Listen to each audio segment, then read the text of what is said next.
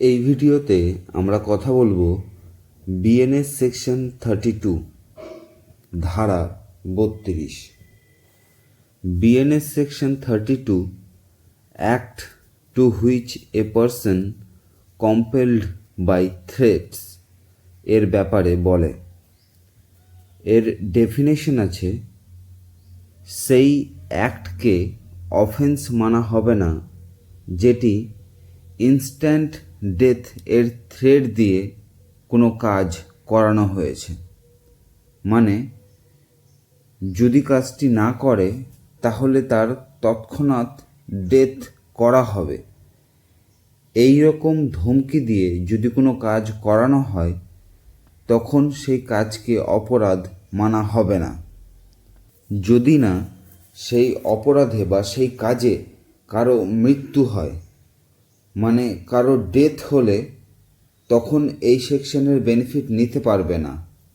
অথবা এমন কোনো অপরাধ বা এমন কোনো অ্যাক্ট যার সাজা ডেথ আছে, তখন এই সেকশনের বেনিফিট নিতে পারবে না।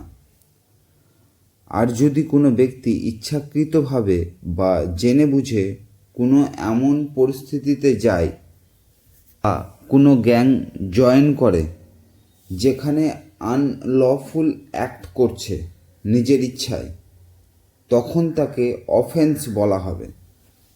যেমন ধরুন, একজন ব্যক্তি যে সামান্য থ্রেট বা নিজের ইচ্ছায় ডাকাতদের গ্যাং জয়েন করে এবং গ্যাং এর বাকি ডাকাতদের থ্রেটে যদি সেই ব্যক্তিটি কোনো ক্রাইম করে দেয়, তখন এই সেকশনের বেনিফিট নিতে পারবে না, তার সেই অ্যাক্টকে অপরাধ মানা হবে।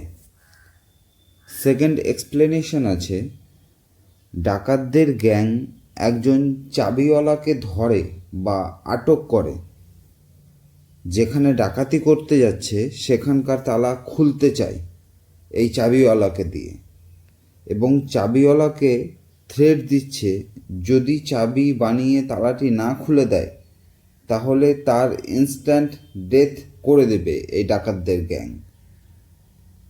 আর এই ইনস্ট্যান্ট ডেথ এর ভয়ে যদি তালাটি খুলে দেয় তখন তাকে ক্রাইম এর ক্যাটাগরিতে ধরা হবে না এবং এই সেকশনের ডিফেন্স পাবে, কারণ সে ইচ্ছাকৃতভাবে ডাকাতদের গ্যাংয়ে সামিল হয়নি, তাকে আটক করে ইনস্ট্যান্ট ডেথ এর থ্রেট দেওয়া হয়েছে তালাটি খুলতে, তাই এই সেকশনের বেনিফিট নিতে পারবে। এই ছিল বিএনএস সেকশন 32। আশা করছি বুঝতে পেরেছেন। যদি কোনো কনফিউশন থাকে কমেন্টে জানাবেন। এই চ্যানেলে আপনি বিএনএস ও আইন সংক্রান্ত বিষয়গুলো খুব সহজেই জানতে এবং বুঝতে পারবেন, তাই চ্যানেল অবশ্যই সাবস্ক্রাইব করে নেবেন। ধন্যবাদ।